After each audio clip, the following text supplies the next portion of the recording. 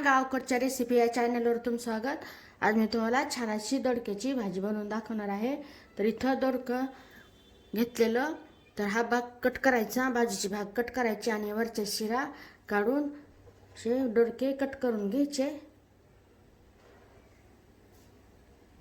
पूर्ण व्हिडिओ पहा, रेसिपीला सुरुवात करूया।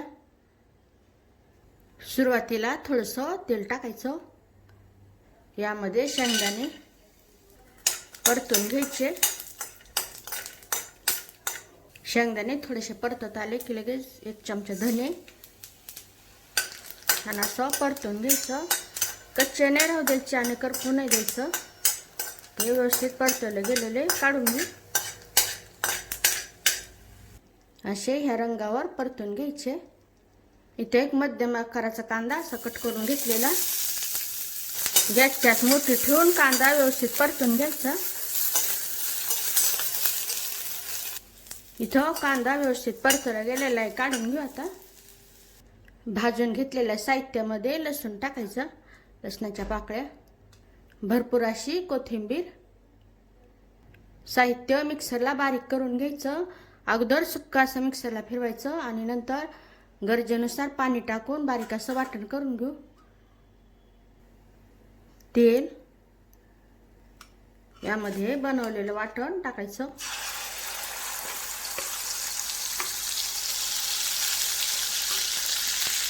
परतून घ्यायचं। एकदा तेल तापल्यानंतर गॅसची कमी करायची, हळद टाकायची, घरगुती मसाला परतून घ्यायचं। गॅसची अजिबात वाढवायची नाही, कमीच ठेवायची। साहित्य कमी आचेवर परतवल्यामुळं भाजीला छान रंग येतो। व्यवस्थित असं परतून घ्यायचं। परतून झालेले बाजूने तेल सुटलेलं आहे, यामध्ये दोडक्याच्या फोडी छान असं परतून घ्यायचं।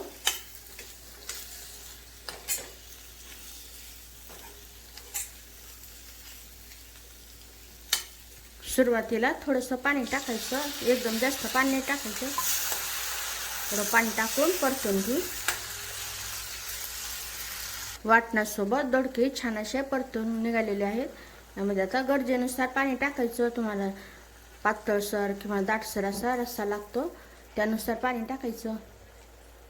दोडक्याच्या वरच्या शिरा काढल्यामुळं, बारीक फोडी केल्यामुळं शिजायला वेळ लागत नाही, त्यामुळं प्रमाणातच पाणी टाकायचं। चवीनुसार मीठ टाकायचं। गॅसची आच कमीच आहे, व्यवस्थित मिक्स करून घ्यायचं। फक्त 5 मिनिटं मंद आचेवर ठेवून द्यायचं, अजिबात वेळ लागत नाही दोडके शिजायला।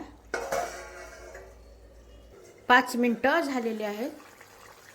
छान अशी दोडक्याची भाजी तयार झालेली आहे। एकदम घरभर असा सुगंध पसरलेला आहे, एकदम टेस्टी अशी बारीक कट केलेली कोथिंबीर।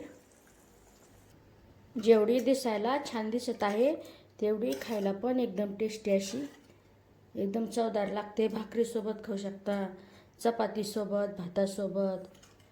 तर या पद्धतीने नक्की बनवून पहा दोडक्याची भाजी। कशी झाली ते मला कमेंटमध्ये सांगा। अशा माझ्या साध्या सोप्या रेसिपीज तुम्हाला आवडत असतील तर माझ्या चॅनलला सबस्क्राईब करा। चॅनलवरच्या बाकी रेसिपीजही पहा, आवडल्या तर त्यांनाही लाईक करा।